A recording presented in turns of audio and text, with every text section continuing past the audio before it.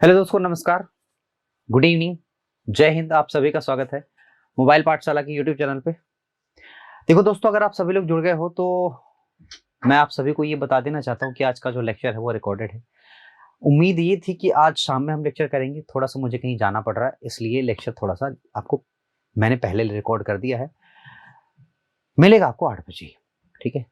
तो आप सभी का स्वागत है मोबाइल पाठशाला पे। जितने भी लोग लाइव आ चुके हैं, जितने भी लोग लाइव जुड़ चुके हैं, वो सभी लोग फटाफट से वीडियो को शेयर कर दो बाबू, लाइक कर दो, चैनल को सब्सक्राइब कर दो, जुड़ जाओ हमारे साथ पढ़ने के लिए। तब तक अपने काम पर काम करें जब तक कि आप सफल नहीं हो जाते। बाबू, काम पे काम करने की जरूरत तब तक है, ठीक है, जब तक तुम्हारे काम का कोई सही अर्थ निकल के ना आ जाए। समझ रहे हैं? अर्थ तभी निकलेगा बेटा जब आप सफल होंगे। सवालों को थोड़ा सा हम रैपिड फास्ट मोड में करेंगे। ऐसा क्यों है? ऐसा सिर्फ इसीलिए है क्योंकि मैं ये चाहता हूं कि सवाल बड़ी तेजी से हो जाए, ठीक है, आपका टाइम बच जाए, क्योंकि मैं भी अगर रिकॉर्डेड लेक्चर दे रहा हूं तो बहुत तेजी से करवाने का प्रयास करूंगा, ठीक है। अब जैसे ये सवाल है तो इस वाले सवाल को हम करेंगे कैसे।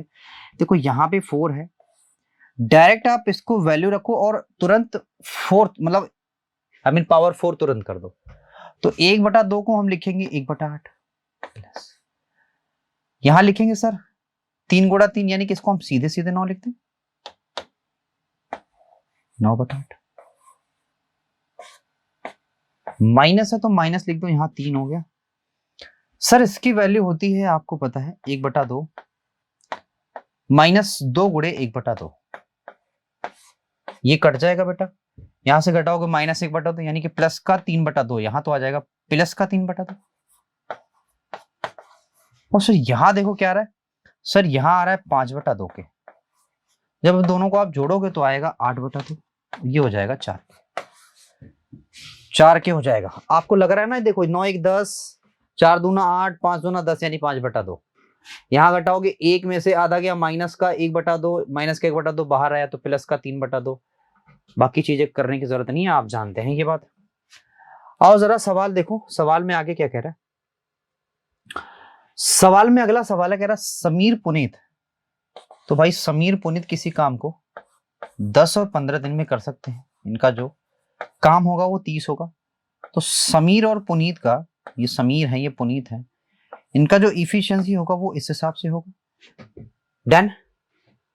धनराशि है 4500, ये ही आपके काम करने के बाद आपको मिलनी है। समीर पुनीत 3 दिन काम करते हैं, यानी 5 क्षमता से अगर बेटा 3 दिन काम हो जाएगा तो कुल मिला के 15 काम खल्लास हो जाएगा। 15 काम खल्लास हुआ तो बचा कितना भाई? 15 काम और बचा है।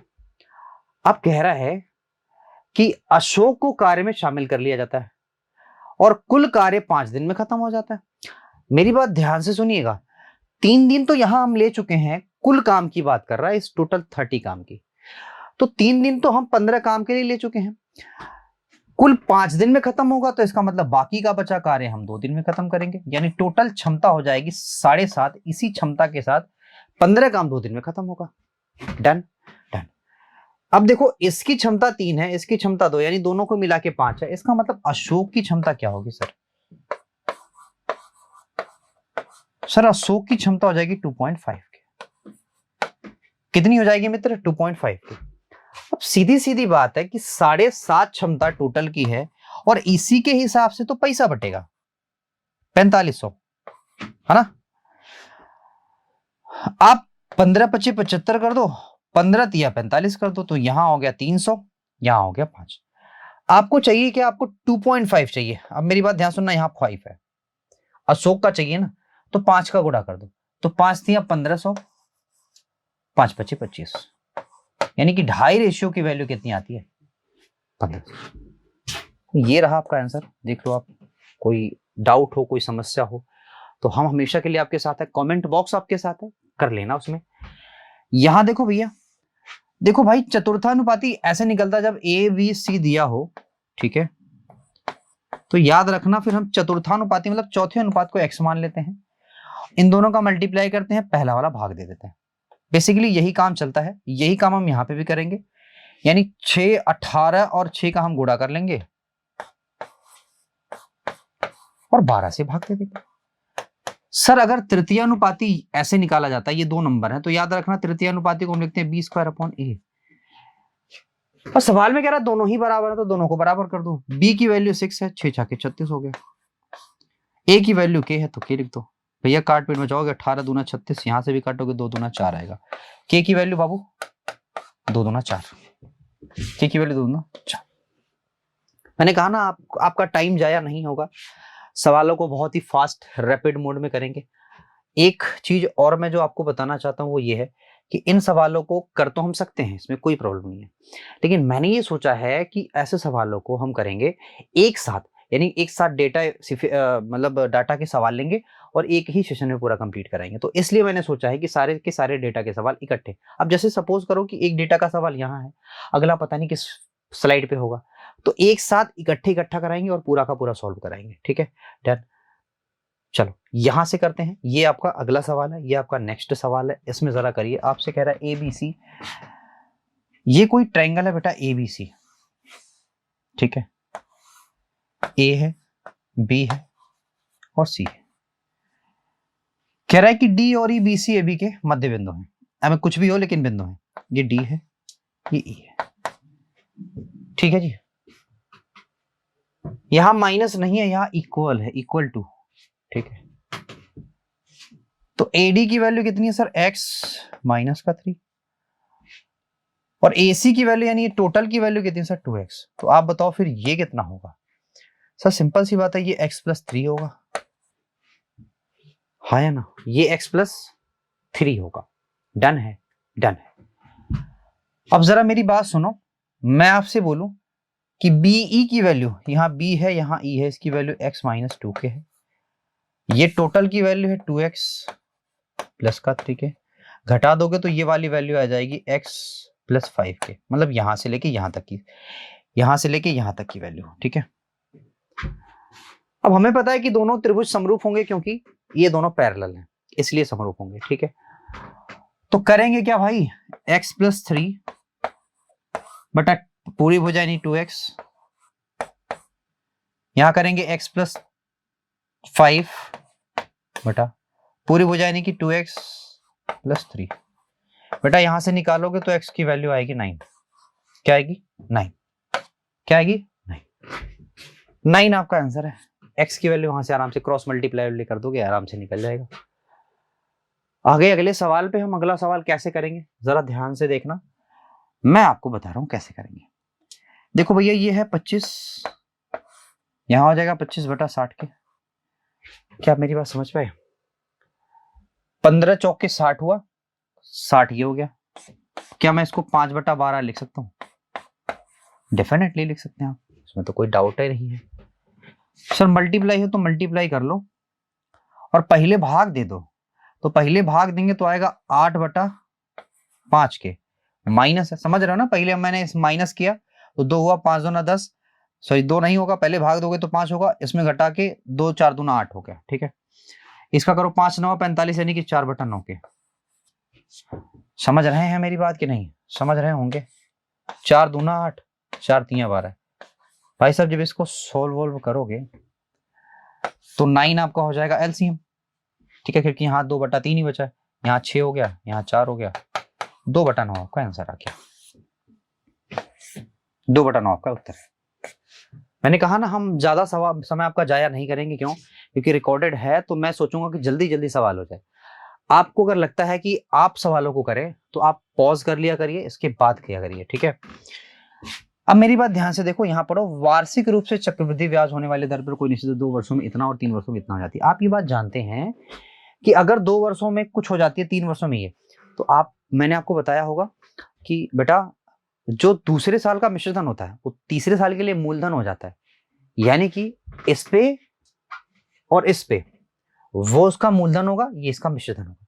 यानी अगर 1 साल का ही डिफरेंस है तो ये दोनों साधारण ब्याज में चलेंगे, अगर 2 साल का डिफरेंस होता तो ये चक्रवृद्धि में होते।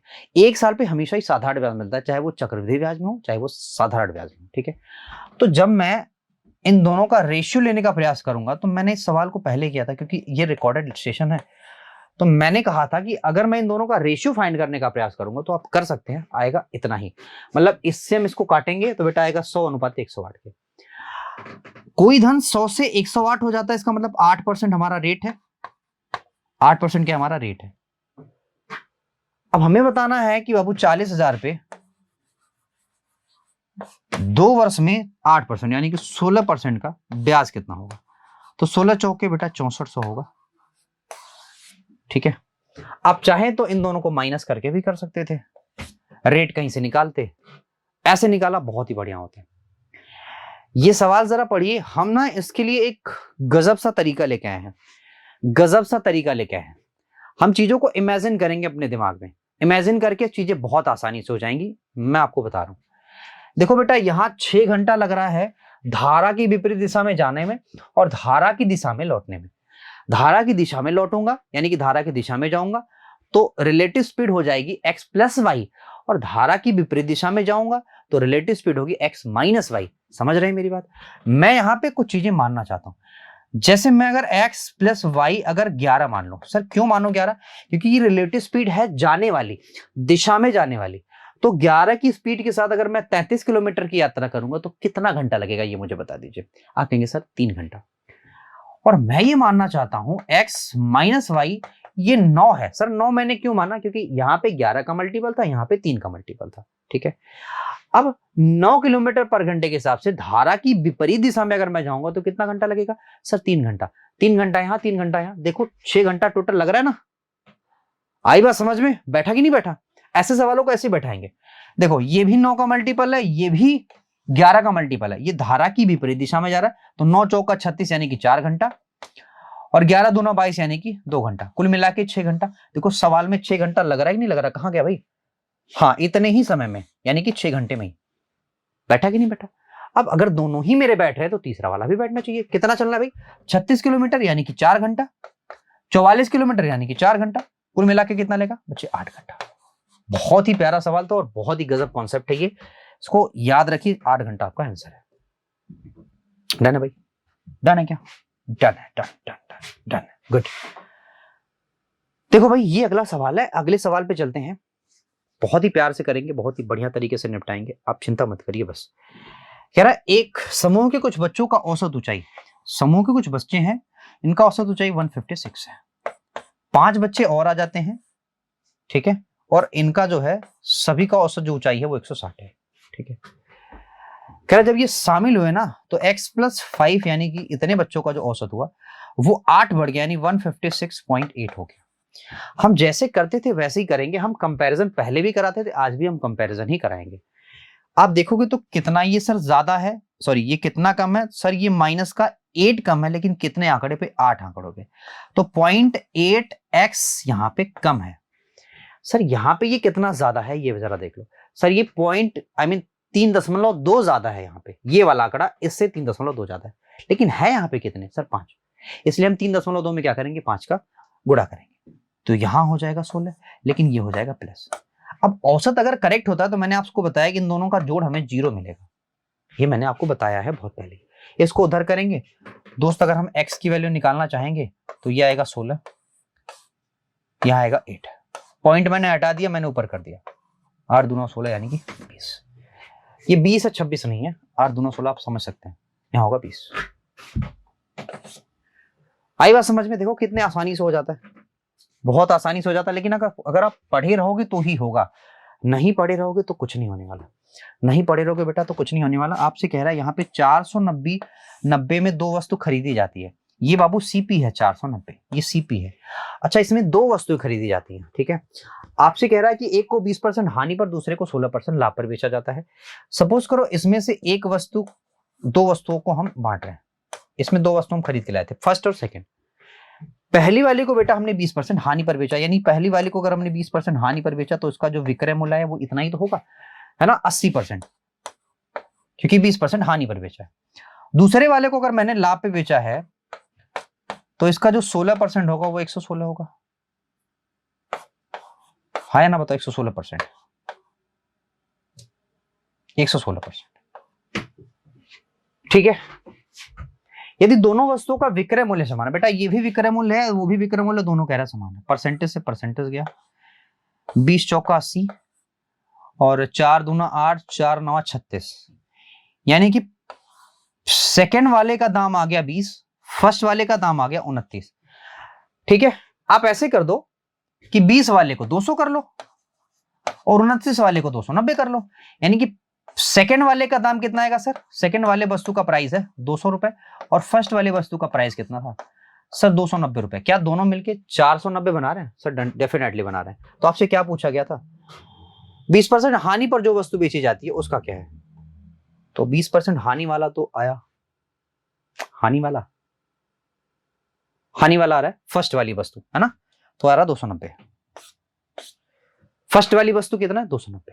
ठीक है, ये वाला सवाल करते हैं, जल्दी से करते हैं, फटाफट करते हैं। sin 30 की वैल्यू, आई मीन tan 30 की वैल्यू होती है 1/3, यानी यहां हो जाएगा स्क्वायर सीधे कर देंगे 1/3।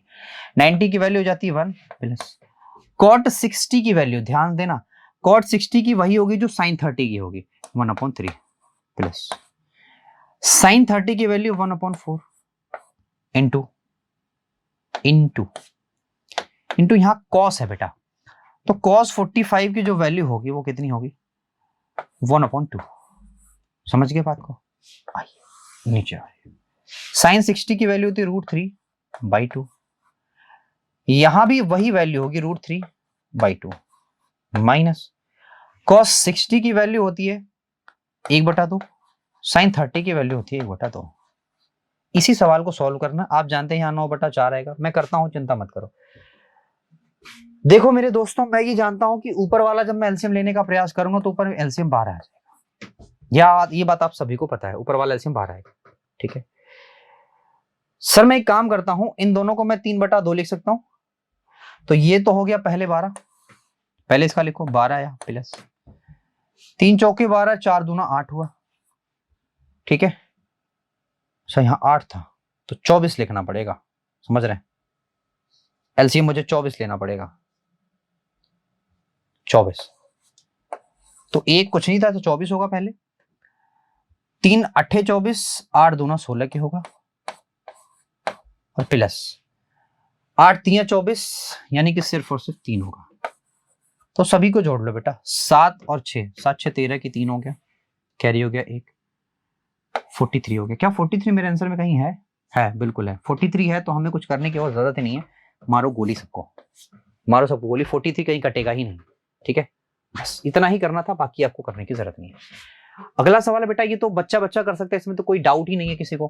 क्यूब कर दो खटाक से, तो p का क्यूब -8, q का क्यूब माइनस, ध्यान देना 2pq, अच्छा pq की वैल्यू 5 है तो 3pq होता है, तो 3 यानी कि 3 दूना 6 हो जाएगा, 6 पंजे बेटा हो जाएगा 30 के, 6 पंजे हो जाएगा 30 के, डन है ना? ये 3 दूना 6 25 30 के, pq की वैल्यू इतनी आ जाएगी, और p प्लस q की वैल्यू कितनी की सर? 3 होगी, है ना?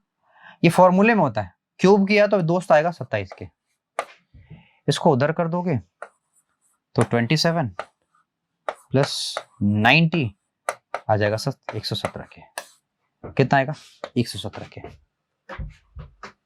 117 के। यहां चलते हैं, यदि दो प्रबंधन,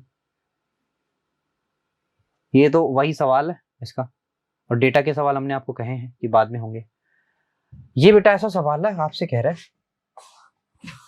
कि ये कोई सर्कल है, ये कोई सेंटर वो है, ट्रायंगल है, इसके चारों तरफ एक सर्कल जाता है। ठीक है, यहां कह रहा है ये ज्वाइंट होता है, आपसे कह रहा है ये वाला दिया 115। ठीक है, सेंटर नहीं है, याद रखना। ये आपसे पूछ रहा है ये वाली वैल्यू कितनी होगी, तो ये वाली वैल्यू हमेशा ही 25 होती है। ये मैंने ज्योमेट्री में कराया है, बाकी चीजें करने की जरूरत नहीं। ठीक है, बाकी चीजें करने की जरूरत नहीं, मैंने कराया है बहुत अच्छी तरह से। ये वाला सवाल देखते हैं, इस वाले सवाल में आते हैं, दनादन आते हैं, इसमें कोई डाउट किसी को होगा तो आप तुरंत बताइएगा। ठीक है, आइए जरा मैं आपको बताता हूं। करना आपको ये है कि अगर आप यहां से x इंटू वाई फाइंड करना चाहते हैं तो आपको मिलेगा कितना? मिलेगा 5/9 मिलेगा, आई थिंक यही मिलेगा, 5/9 मिलेगा। ठीक है, x प्लस वाई है, इसका क्यूब कर दो, तो x का क्यूब प्लस y का क्यूब प्लस 3xy होगा, xy की वैल्यू कितनी है? तो 5 3 15/9 हुआ, 3xy की वैल्यू हो गई, है ना? और इनटू x प्लस वाई यानी कि 2, दैट इज इक्वल टू 8 हो जाएगा। समझ रहे हैं? तो 3 तियां 9, सॉरी 3 5 15 और 3 तियां 9, 5 दूना 10 उधर जाएगा तो ये हो जाएगा 8। 10/3 का क्या मतलब होता है सर? 10/3 का मतलब 3 से 1/3। यहां 4 हो जाएगा, 4 कर दोगे घटा दोगे, 4 सही 2/3। तो जहां भी ऑप्शन होगा वहां मारो, जहां भी ऑप्शन होगा मारो वहां पे। देखो दोस्त, अगला सवाल है, ये आपके लिए मैं दूंगा होमवर्क, क्योंकि मैं ये सोच के आया था जब मैं सवाल को सॉल्व कर रहा था, ये लास्ट वाला था, ठीक है, तो इसलिए इसको मैंने कहा था होमवर्क के लिए। अब ये वाला सवाल करते हैं, इस वाले सवाल पे किसी तरह से आते हैं। सवाल ये कैसा है, देखो आपको ये दिया हुआ है, आपसे कह रहा है कि ये दी हुई चीजें और कैसे। देखो दोस्त, अगर मैं एक काम करता हूं कि x माइनस 2y का अगर मैं होल स्क्वायर लेने का प्रयास करता हूं तो ये हो जाएगा 25 स्क्वायर, है ना, इस वाले का x square plus 4y square minus का दोस्त होगा कितना, 2, ध्यान देना मेरी बात का, 2xy कितना होगा भाई, 2xy। तो 2xy का मतलब 2 दूना 4xy, that is equal to 25 के। इसकी वैल्यू दोस्त हमें दे दी गई है, देखो 53 के, तो उधर करोगे 53 यानी कि -4xy 25 और माइनस का 53, तो 25 3 28 हो जाएगा, एक्स वाई की वैल्यू हो जाएगी 28। अब आप जानते हैं x की वैल्यू 4 रख लो, y की वैल्यू 7 रख लो, या किसी की कैसी रख लो, या छोड़ो इसको जाने दो, हम अपने सवालों पे कंसंट्रेट करते हैं। इसका क्यूब कर दो खटाक से। तो दोस्त अगर इसका हम क्यूब करेंगे तो आएगा x का क्यूब -8 y का क्यूब -3xy, तो 3xy यानी 3 दूना 6 हुआ, xy की वैल्यू 28 है, तो 6 गुणा 28। इसके बाद x प्लस वाई भी तो होता है, या x माइनस वाई भी तो होता है, x माइनस वाई की वैल्यू कितनी, 5। चलो भैया यहाँ पे 5 लगा दो, क्यूब किसका करना है, 5 का, 125 डन। देखो ये हो जाएगा 140, है ना, 14 छक्के 84 होता है, उधर जाएगा, ये तो बड़ा ज्यादा आ रहा है यार। देखना जरा, कोई प्रॉब्लम, कोई दिक्कत? अच्छा 4 से मैंने काटा ही नहीं, ओए होए ओए होए ओए होए ओए होए। एक सेकंड बच्चा, एक सेकंड देखना मेरे भाई ध्यान से जरा, यहाँ एक्स वाई की वैल्यू होगी 28/4, और 4 से जब काटोगे तो 7 आएगा वैल्यू, समझ रहे हैं? अब सही है, अब सही है सर। तो 3 दूना 6 सत्ते 42 और गुणा 5, क्योंकि x माइनस वाई की वैल्यू की रही, दैट इज इक्वल टू 125 के। जब इसको आप करोगे तो पाओगे 210, तो भैया x का क्यूब -8 y का क्यूब बराबर 125 प्लस 210, तो यहां आ गया 5, यहां आ गया 3, यहां आ गया 3, आंसर कितना आ गया, ये रहा 32 आंसर। ठीक है, अगले पे चलते हैं भाई। किसी संख्या में, बड़ा अच्छा सवाल है ये, बहुत ही प्यारा सवाल, आप देखना मैं इसको करता कैसे हूं। ठीक है, किसी संख्या में, देखो कोई संख्या पहले 100 मान लो, ये मैंने मान लिया कोई संख्या 100 है, कह रहा है 15% की वृद्धि करते हैं। भाई अगर 15% की वृद्धि करेंगे ये 115 हो जाएगी, है ना, ये 115 हो जाएगी। फिर कह रहा है 15% की कमी करते हैं। अगर भाई साहब इसमें 15% की कमी करेंगे, ठीक है, तो वो संख्या कितनी हो जाएगी? तो ध्यान से देखना मेरी बात को, अगर मैं 15% की कमी करूंगा तो इसका मतलब इसको मैं 85% करूंगा, कह रहा ये संख्या बराबर हो जाती किसके, 782 के। ठीक है, मेरी बात समझ रहे हैं? देखो ये हो जाएगा 23 के, ये हो जाएगा 17 के, ये हो जाएगा सर 4 के। जब काटोगे तो 1 यूनिट की वैल्यू बेटाएगी 8 के, यहां कटेगा 2 बार चला जाएगा, 4 दूना 8 हो जाएगा, 1 यूनिट की वैल्यू 8 हो जाएगी। अब 100 यूनिट की वैल्यू दोस्त हो जाएगी वैल्यू 800, यानी कि हमारा जो रियल नंबर था वो 800 ही था। अब देखो इसमें क्या क्या किया जा रहा है, कह रहा है पहले 25% की कमी करता है, 25% की कमी का मतलब 3/4, फिर कहता है 25% की वृद्धि करता है, इसका मतलब 5/4, फिर कहता है 20% की कमी करता है, इसका मतलब 5/4। तो भैया देखो 4 से 4 तो कैंसिल हुआ, 5 से 5 कैंसिल हो गया, 4 दूना 8 हुआ, 2 3 600, तो जहां पे वो 600 आंसर मारो खटाक से, बस, बाकी कोई चीज नहीं है। ठीक है, ये वाला सवाल करते हैं, ये वाला, ठीक है, ये वाला सवाल। इस वाले सवाल को देखो, सवाल देखने में बड़ा लंबा चौड़ा है, बहुत ही लंबा चौड़ा है, बट हमने जो चीज सीखा है वैल्यू पुटिंग में वो हम आजमाएंगे। वैल्यू पुटिंग जैसे हम कैसे आजमाएंगे, मेरी बात ध्यान से सुनना। इतना बड़ा सवाल है, यहाँ पे साइन है, ये बात याद रखना, यहाँ पे साइन थीटा है, ऊपर देखो दिया हुआ साइन थीटा। वैल्यू पुटिंग में हम एक को जीरो मान लेते थे, लेकिन जीरो उसी को मानेंगे जो पूरे इक्वेशन को जीरो ना कर दे, ठीक है। तो हमने बी को जीरो कर दिया। अगर मैंने बी को जीरो कर दिया तो यहां देखो बी जीरो हो गया, ये तो जीरो हो गया, ये भी जीरो हो गया, ठीक है। जो सवाल पूछ रहा था कहां पे सवाल है, सर ये भी जीरो हो गया, सर ये भी जीरो हो गया, है ना। अगर ये सारे के सारे जीरो हो गए तो साइन, अच्छा 2 से 2 कैंसिल आउट हो जाएगा, यहां से भी 2 से 2 cancel out. Sine equal to cos A, sine A is equal to cos A, बेटा sine A is equal to cos A. Sir अगर sine is equal to cos A, ये तभी पॉसिबल है, आपने शायद पढ़ा होगा ट्रिग्नोमेट्री में, ये तभी पॉसिबल है जब ए की वैल्यू सर 45, ए की वैल्यू क्या हो 45, ये मैंने पढ़ाया है ट्रिग्नोमेट्री में बहुत अच्छे सारी चीजें। अब ए की वैल्यू 45 आ जाती है, यहां पे रख दो साइन, ए की वैल्यू 45 3 में गुणा हो जाएगा, आएगा 135। 135 को मैं लिख सकता हूं साइन 90 प्लस 45, और इसको मैं लिख सकता हूं कॉस 45, इसको मैं लिख सकता हूं 1/√2। क्या भाई 1/√2? बोलो हाँ या ना, बोलो बोलो दोस्त, हाँ या ना, डन है। गजब। कह रहा है कि ये वाला सवाल है, कह रहा है कि पी की वो वैल्यू बताओ जिससे मैक्सिमम और मिनिमम दोनों बतानी है। पहले बाद में छोड़ो क्या करना है वो बाद में, पहले ये बताओ कि पी की मैक्सिमम मिनिमम वैल्यू क्या होगी जिसके थ्रू ये 3 से डिवाइड हो जाए। तो मैंने पहले ही कर रखा है 8 और 2, क्योंकि अगर मैं यहाँ पे 8 रखूंगा बेटा तो देखो जरा, सबका सम 3 का मल्टीपल बनना चाहिए, हमें सिर्फ इतना ही चाहिए। 8 8 16, 16 और 8 कितना होता है 24, बन गया। देखो 8 8 16, 16 और 2 कितना होता है 18, तो 24 भी 3 का मल्टीपल, 18 भी। ये सबसे बड़ा नंबर है, ये सबसे छोटा नंबर है। सवाल क्या कह रहा है, कह रहा है कि वर्गों के बीच अंतर, बेटा इसका जो वर्ग होगा वो होगा 64 और इसका जो वर्ग होगा वो होगा 4, इन दोनों का डिफरेंस क्या आएगा सर 60 होगा, 60। आपको मेरी बात समझ में आ रही है? चलिए ये भाई साहब अगला सवाल है, एक सवाल और होगा शायद जी। ये अगला सवाल है, बहुत ही प्यारा सवाल है, बहुत ही गजब सवाल है। चल कह रहा बेटा एक कोई सर्कल है, ये इसका सेंटर है, इसको इसके दोनों ही तरफ, मेरी बात ध्यान से देखना, इसके दोनों ही तरफ मतलब एक ही तरफ दो कॉर्ड है, दो जीवाएं हैं।